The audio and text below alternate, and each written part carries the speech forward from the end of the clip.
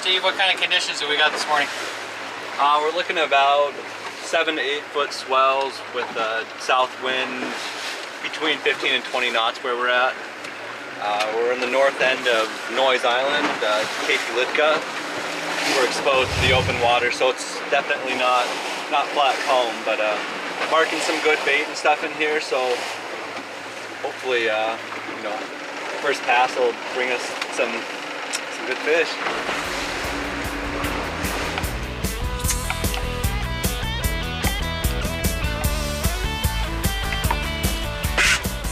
This time of year, you know, we're starting to get some cohos that are moving in with the kings. So I like to go a little bit more aggressive baiting style. Generally what I do is I put one up through the, you know, plug my herring, put a hook straight up through the backbone, and then when we're primarily just king fishing, I'll just leave a trailer off the back, and it's a little more of a sleek setup. But when you have cohos, they can be pretty picky about how they, you know, be harder to hook. So I kind of do a little bit of a T-bone style here and have one of the hooks coming straight out of the side, and it just you know, makes for easier hookups when you have cohos and with your kings.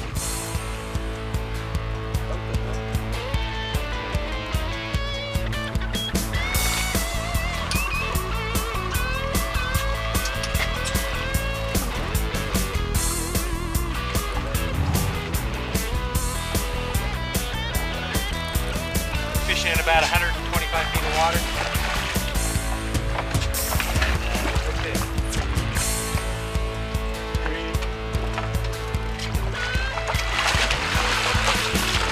Job. All right, and that, good work. Very good stick on that one.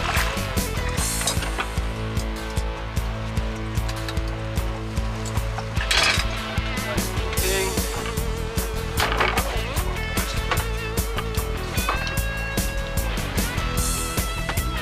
How deep were you? About 120 on the counter.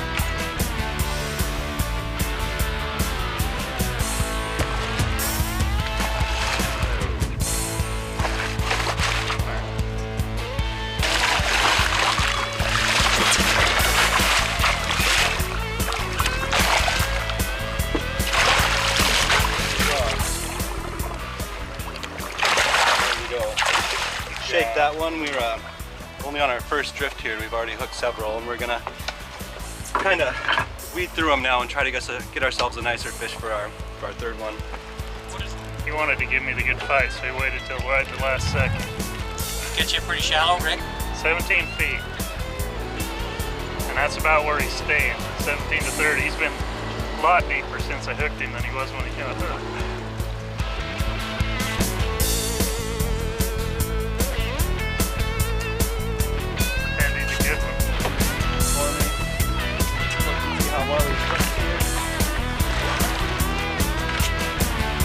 Strong.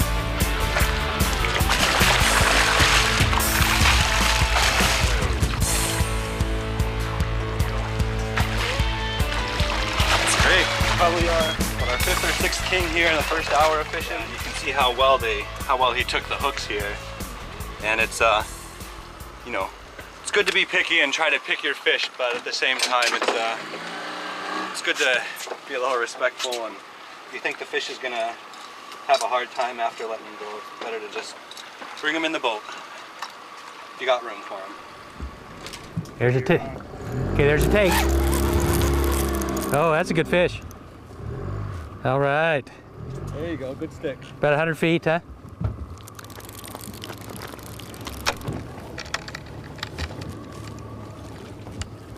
Looks like he's out of running with the sea lion or something. He's a little scuffed up.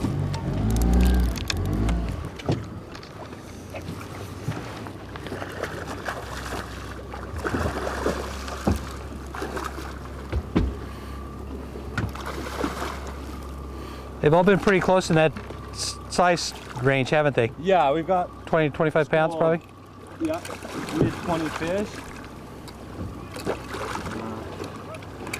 Like I said, you know, we'll keep shaking them here and looking for a bigger fish, but this is sure a lot of fun to get on a big school of fish like this. That's got to be, I think we're over half a dozen kings now. We haven't been fishing for maybe more than an hour and a half, and it's been a really good day. We've still got a tide change coming up here in a couple hours, and we'll see what that brings. That could bring in some good coho fishing and stuff as well. And certainly, when the tide changes, we get a lot better bottom fishing as well. So I'm sure we'll start picking up some more halibut and stuff as the morning goes on, just while we're salmon fishing, and then yeah, see what the day brings.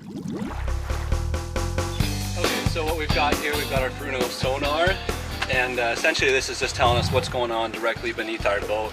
And so what we're looking right now, you know, when we first pulled in, we were marking a lot of bait fish and some good schools of kings, and now it's kind of just a blank screen. So, you know, the fish have clearly moved out. We'll head out here offshore a little ways, and we'll meander around for a little bit and wait till we get on some good bait fish and hopefully some cohos out there.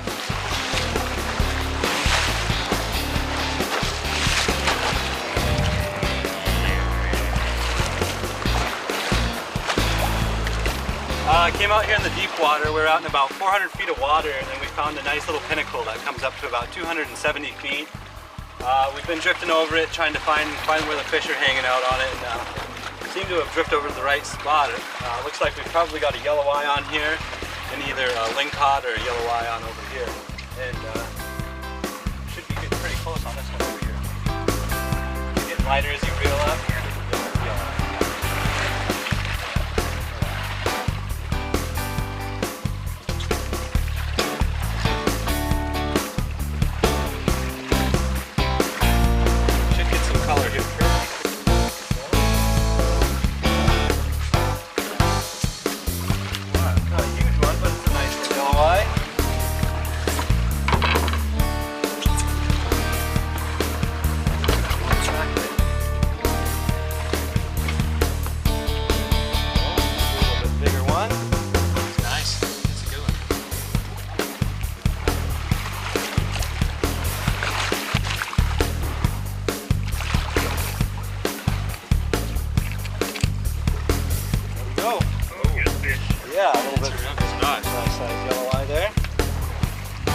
Figured out where they're at, on which side of the pinnacle they're on. We'll go back up and drift over it one more time.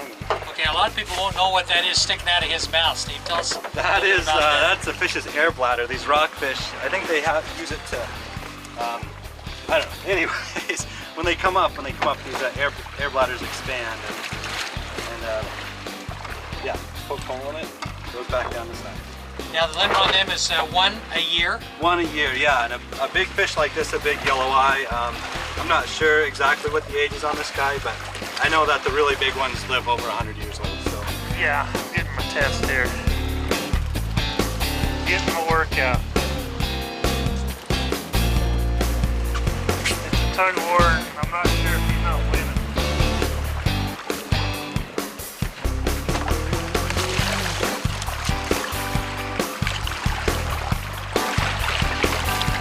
Bringing him in here. Good fish. You guys see my hook out today? Here we go.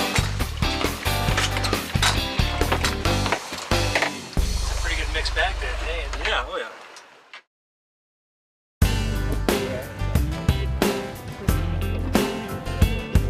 Ken Danjanovich here with Bob Anderson from Fireweed Lodge, and Bobby had a great morning.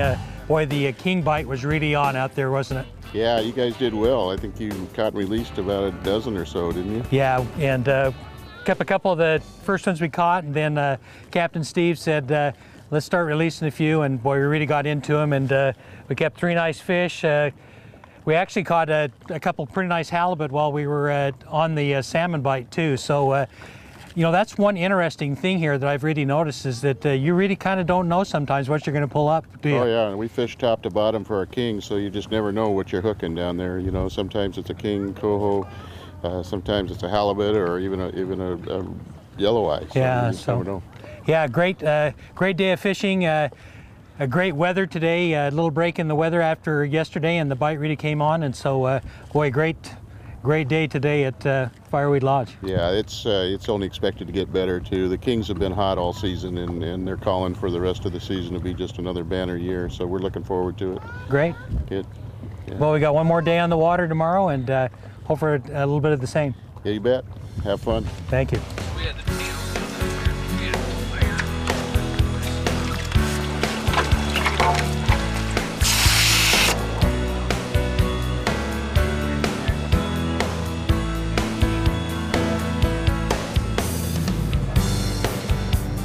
every night they have a couple of different options as far as meals go. Every night, this is what you come into when you start out. Life don't get no better than that right there.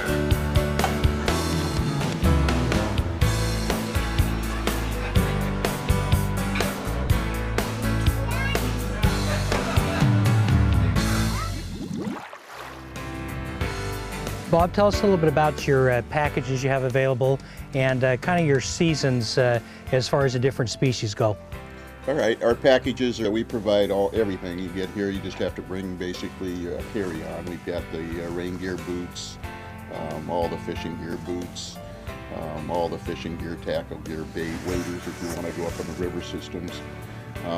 Our saltwater system is primarily June, July, and August, although we start in May. And then we have a freshwater season that starts in April and goes into May with a steelhead. And then we can work into the king salmon for May, June, July, and then sometimes the kings will actually run into August. We have the cohos that start in late June and then they build throughout the summer and peak out in August. Those are all saltwater, and then we go into our coho fish fishing in the rivers in September.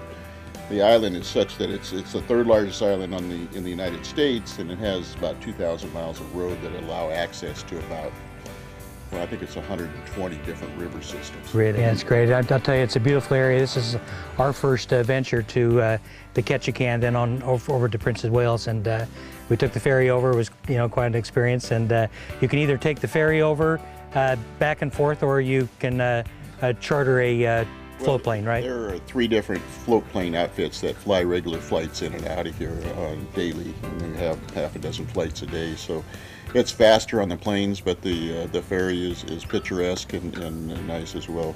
You can get off the plane and jump right on a float plane or a wheel plane. We have a 5,000-foot paved strip that you can actually land jets on as well. Oh, really? So, yeah. Great. Well, we're proud to welcome you as our newest platinum-approved outfitter. And one thing you'll find with Fireweed Lodge, they deliver on what they advertise. And Bob and Jeannie Anderson do a wonderful job here. Their staff is first class. Their guides, their boats, everything that with their operation, we totally give our endorsement to. And like I said, we are proud to have them as one of our prestigious platinum-approved outfitters at Sportsman's News Television.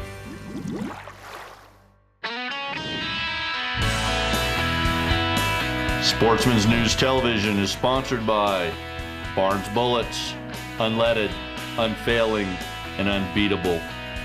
Vortex Optics, the force of optics. CVA muzzleloaders, it's just a better gun. And Sitka, turning clothing into gear.